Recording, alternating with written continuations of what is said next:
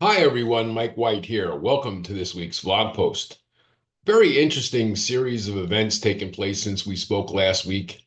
We talked about the unemployment numbers, we talked about the jobs report, and you know, I think it only just brings back, something that we continually forget, is the power of communication, the power of preparation. And this week I wanted to, talk about this a little bit in regards to what I'm seeing in the marketplace and how the people who are succeeding are doing so while others who are doing things and quite frankly are working very hard, but they're not making the progress that they want. So I wanted to share some of the things that I'm doing, and specifically this week, I wanted to share, my view on communicating. And I know communication has changed a lot since I first got in the business. It's not face to face application taking and interviewing, and it's not going to real estate offices where they'd be 30, 40, 50 people milling around. It's a completely different industry. And, whether it be, you know, the bygone era of the fax machine, communicating through text message and email, all these things, just all the software that we're using right now has changed a lot of different things. And I think it's important that we remember fundamentally that our business is all about communication. It's all about staying connected. It's all about maintaining relationships that we've spent time and energy to build.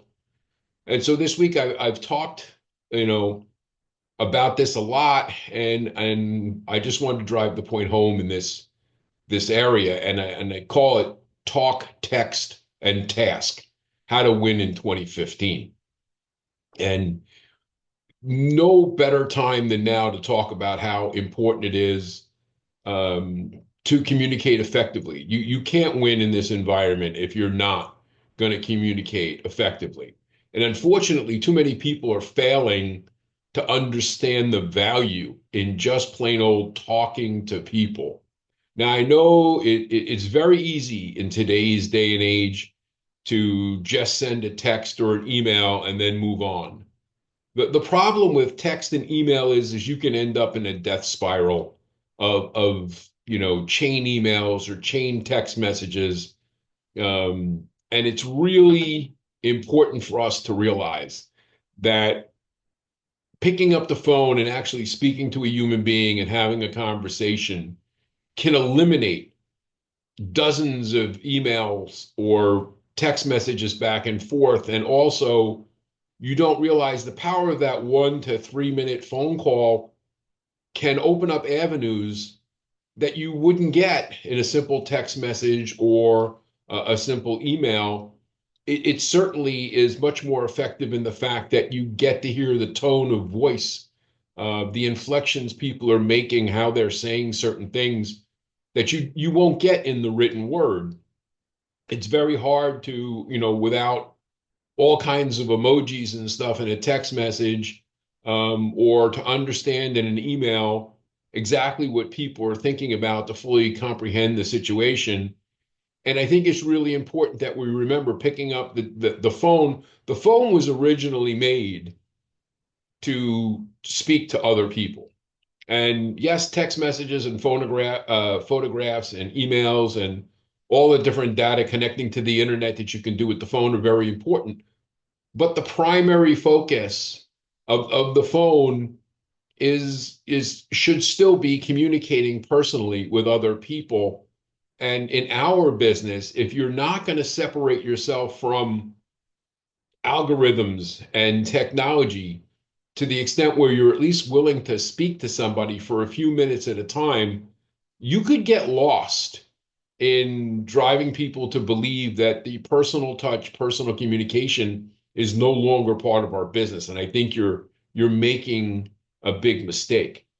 By using the phone as the beginning of your communication, you eliminate potentially dozens of frustrating follow-up calls, text messages, emails, all of those different things.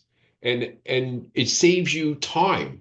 You're not waiting at, hours or days and possibly run the risk of lost information because you didn't see a text message or somebody sent it to the wrong place.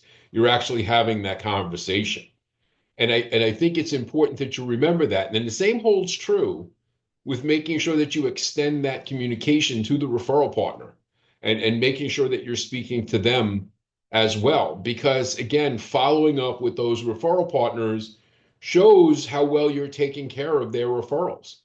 And it also potentially prompts them to think about other referrals they may have for you that simply doesn't happen when they're responding to a test message with a thumbs up emoji or, you know, just, casually flashing back a few words on an email if in fact they ever see it.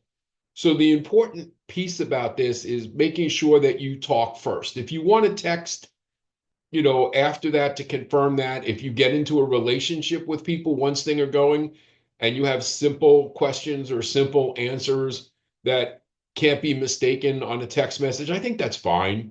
If you want that text message to follow up or that email to have in writing what you discuss or to confirm that, that's fine as well.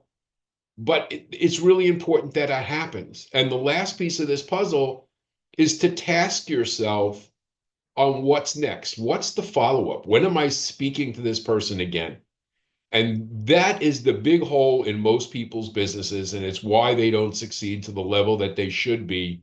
It's why they don't convert at a rate that they could be because they're not going to schedule when they're going to talk to that person for the next time. And it happens far too often where hours lead to days, days lead to weeks, weeks lead to months, and you're not speaking to the people that you're working with or you're following up with or staying on top of. And even close clients, plugging in a task to call them on their birthday, plugging in a task to speak about doing an annual review.